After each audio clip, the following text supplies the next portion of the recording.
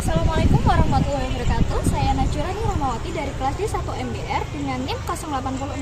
Dalam video kali ini saya akan membahas bagaimana pemikiran para ulama klasik memberikan kontribusi besar terhadap ekonomi berbasis syariah. Era modern seringkali kita lupa bahwa sistem ekonomi yang ada dan berkelanjutan telah dirumuskan oleh para pemikir Islam.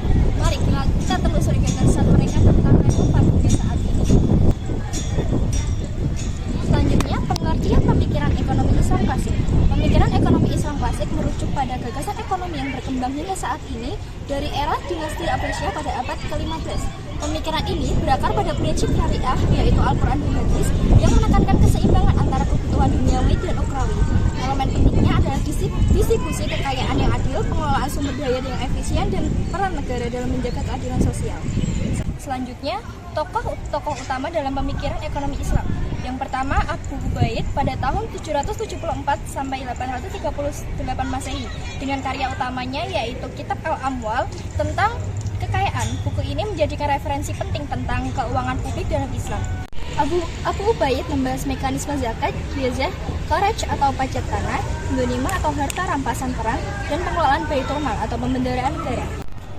Selanjutnya, kekayaan, yaitu menganjurkan distribusi kekayaan yang adil melalui instrumen keuangan Islam seperti zakat dan sedekah. Untuk prinsip efisiensi dan transparansi, yaitu menekankan pentingnya efisiensi dan transparansi dalam pengelolaan ekonomi publik untuk menghindar penyalahgunaan dana. Selanjutnya, Ibnu Taimiyah yaitu 1263 sampai 1328 Masehi dengan karya utamanya yaitu Al-Hizbah fil Islam, yaitu peran hizbah dalam Islam. Dalam buku ini, Ibnu Taimiyah membahas tentang regulasi pasar dan pentingnya menjaga etika dalam perdagangan.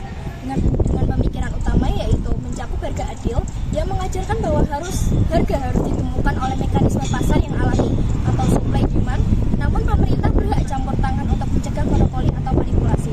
Yang kedua, peran negara, yaitu menekankan pentingnya peran negara dalam memastikan pasar tentang fungsi secara adil dan melindungi konsumen dari praktik curang. Selanjutnya, etika perdagangan, yaitu melarang praktik yang merugikan seperti penimbunan dan eksploitasi.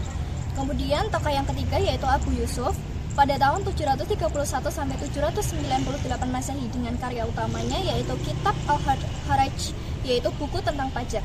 Buku ini menjadi paduan bagi pengelolaan pajak dan kebijakan fiskal dalam Islam.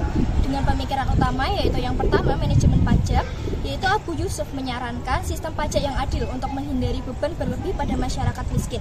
Yang kedua, pemanfaatan tanah, yaitu menekankan pentingnya pengelolaan tanah yang produktif untuk menghindari pemborosan sumber daya. Yang ketiga yaitu kesejahteraan umat, yaitu mengusulkan distribusi kekayaan melalui baitul mal untuk mendukung pembangunan sosial dan ekonomi.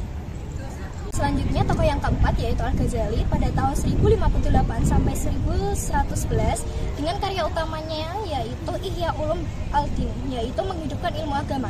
Buku ini mencakup tentang pembahasan ekonomi yang berkaitan dengan etika dan kesejahteraan. Dengan pemikiran utama yaitu tentang etika ekonomi, yaitu menekankan pentingnya moralitas dan perdagangan seperti kejujuran, larangan menipu, dan keadilan dalam kontrak.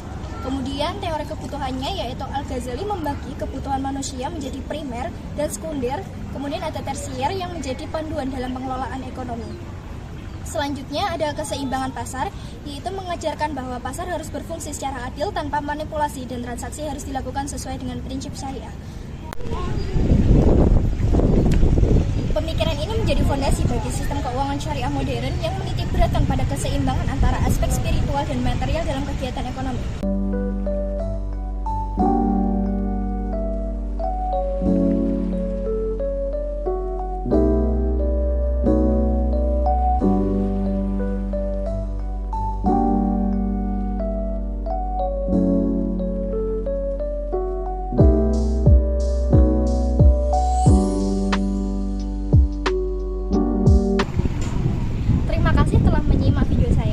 Semoga materi ini bermanfaat dan memberikan wawasan baru tentang pentingnya pemikiran ekonomi Islam klasik. Sekian dari saya, wassalamualaikum warahmatullahi wabarakatuh.